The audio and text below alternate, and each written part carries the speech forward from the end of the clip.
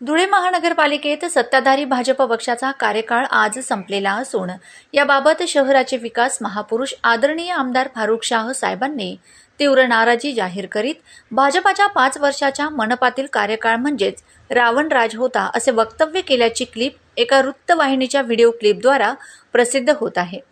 अशी प्रखर व खोचक टीका करीत आमदार महोदयांनी निवडणुकीत भाजपा पक्षांच्या वरिष्ठ पातळीवरील नेत्यांनी निवडून आल्यानंतर शहराच्या नागरिकांना दिलेल्या आश्वासनांची पूर्तता न करणे, नागरिकांच्या मूलभूत समस्यांकडे दुर्लक्ष करणे, अवाजवी घरपट्टीची आकारणी करणे आदी विषयांबाबतचा रोष तर रावणराज संबोधून आमदार महोदयांनी प्रकट केलेला नाही, अशी जोरदार चर्चा शहरात होताना दिसून येते। जो करतो तोच बोलतो अशा आशयाची मिश्किल प्रतिक्रिया ही नागरिकांमध्ये ऐकावयास मिळत आहे।